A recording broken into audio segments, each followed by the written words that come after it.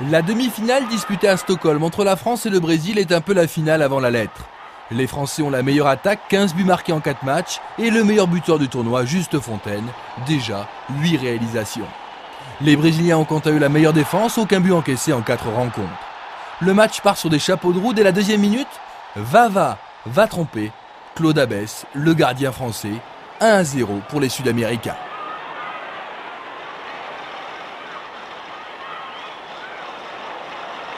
Le troisième but de Vava dans la compétition, mais il faut attendre que 7 minutes pour voir la France revenir au score.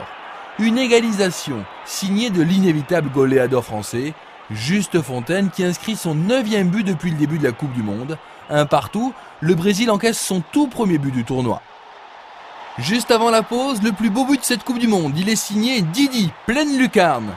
Le Brésil mène 2-1.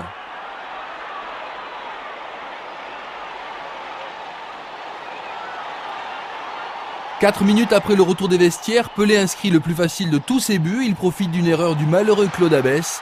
Le Brésil fait le break, 3-1.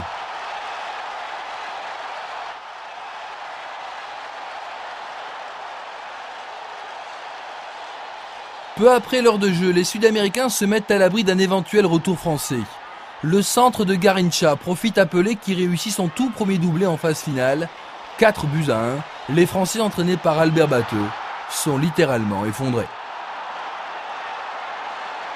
76e minute, nouveau débordement de Garrincha, nouveau centre et nouveau but de Pelé. Il s'agit de son unique triplé en Coupe du Monde. 5-1 pour les Sud-Américains, l'addition est très lourde pour les Français. Le Brésil a déjà la tête à sa première finale de Coupe du Monde, l'occasion pour la France de réduire la marque par Roger Piantoni. Son 3e but personnel, le Brésil s'impose 5-2.